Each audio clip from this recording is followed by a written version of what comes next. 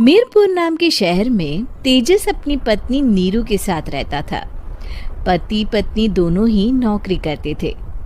एक दिन तेजस गांव अपनी माँ के पास फोन करता है।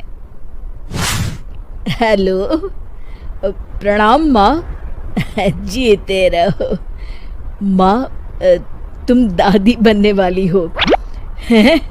अरे वाह, ठीक है बेटा, मैं कल ही आती हूँ। जब माँ जी शहर पहुंची तो बेटे बहू ने बहुत अच्छे से स्वागत किया। लीजिए माँ जी, चाय। अरे गर्मा गर्म पकोड़े ले आओ माँ के लिए। नीरू रसोई में गई और 2 मिनट में ही पकोड़े ले आई। जी ये लीजिए। बहू, जादू से बनाए हैं क्या? अभी तो रसोई में गई थी।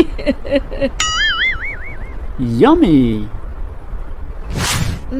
माँ जी, शीला रसोई में पकोड़े तल रही है, मैं बस लेकर आई। हे भगवान, मेरा धर्म भ्रष्ट कर दिया तूने। अब तो गंगा जल से शुद्धिकरण करना होगा।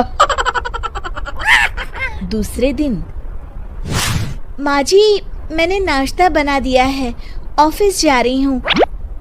पर अभी तो घर का सारा काम पड़ा है। शीला आती ही होगी, झाड़ू पोछा बर्तन कपड़े वो सब कर लेगी। हमारे जमाने में घर का सारा काम हम ही करते थे। जी माँ जी, आप बहुत होशियार हैं, मैं घर ऑफिस दोनों नहीं संभाल पाती। तो जरूरत क्या है घर से बाहर जाकर चाकरी करने की? वैसे भी घर का काम खुद करने से घर में बरकत आती है, समझी? पर माँ जी। पर वर कुछ नहीं, इस महीने की पगार मिले फिर ऑफिस बंद। हाँ। रात को नीरू तेजस से कहती है, सुनिए जी, माँ जी बोल रही थी कि मैं नौकरी छोड़ दूं। वैसे ठीक ही तो है, अभी तुम्हें आराम की जरूरत है। फिर भी आराम कहाँ, शीला को छुड़ाने के लिए बोल रही थी। तो अब 24 घंटे में इतना काम तो कर ही सकती हो। पर जॉब पसंद है मुझे, घर पर मन नहीं लगेगा। अगले दिन जब दोनों ऑफिस के लिए निकल रहे थे, मेरी तो कोई कीमत ही नहीं है इस घर में। माँ जी, आजकल महंगाई बहुत है, रहन सहन भी बदल गया है, दोनों नौकरी करते हैं तभी ठीक रहता है। अच्छा, तू कहना क्या चाहती है? मेरा बेटा तुझे बिठा के खिला नहीं सकता? तू ही इस घर का खर्च चला रही है, हैं? नहीं माँ जी, मेरा वो मतलब नहीं था।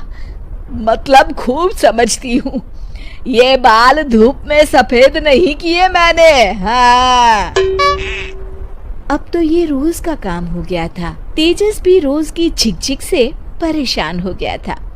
एक दिन उसने कहा, नीरू, वैसे भी तुम्हें मैटरनिटी लीव मिलने वाली है, तो अभी से ही छुट्टी ले लो। पर क्या, मेरी सैलरी अच्छी खासी है। आखिर नीरू ने रिजाइन कर दिया।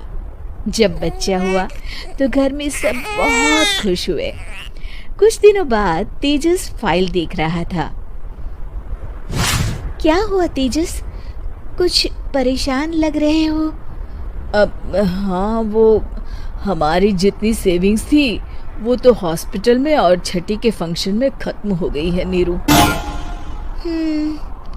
और अभी वैसे मंदी चल रही है तो मैं बोल रही थी कल मुन्ना को हेपेटाइटिस का टीका लगवाना है।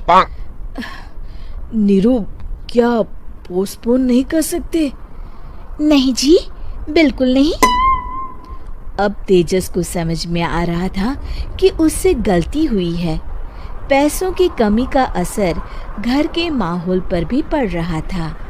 अगले दिन, बेटा मेरा चश्मा और ये दवाइयाँ ले आना, पर्चा देते हुए माँ जी ने कहा। जी। तेजस, मुन्ना के लिए दूध का डिब्बा और डायपर भी ले आना, और ये किराने के सामान की लिस्ट है, इसे भी लाना है। तेजस गुस्से में लिस्ट मरोड़कर फेंकता है और चिल्लाता है, पैसे क्या पेड़ पर उगते हैं? ये ले आना, वो ले आना। अरे पर ये जरूरत का सामान ही है। वो गुस्से में बिना कुछ कहे ऑफिस चला गया। अरे अरे लंच तो ले जाइए। नीरू दौड़कर डिब्बा पकड़ाती है। एक दिन खाना खाने के बाद, नीरू,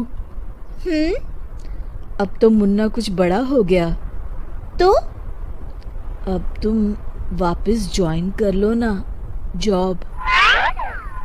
पर इस रिसेशन में जॉब मिलना बहुत मुश्किल है। ट्राई तो करो। फिर मुन्ना? माँ जी है ना, और एक फुल टाइम मेड भी लगा लेंगे। पर माँ जी, उन्हें तो पसंद नहीं। तभी माँ जी वहाँ आ जाती है और प्यार से नीरू के सर पर हाथ फेरते हुए बोलती है, अब मेरी समझ में आ गया बहू, पहले के और अब के समय में अंतर है। तुम काम शुरू करो, मुन्ना की जिम्मेदारी मेरी। मेरी प्यारी माँ जी। ये कहकर नीरू उनके गले लग गई। शिक्षा, परिवर्तन संसार का नियम है, हमें भी समय के साथ चलना चाहिए। उम्मीद है कि आपको हमारी ये कहानी पसंद आई होगी।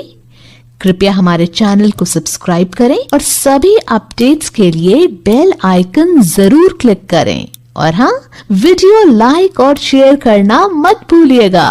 Bye bye.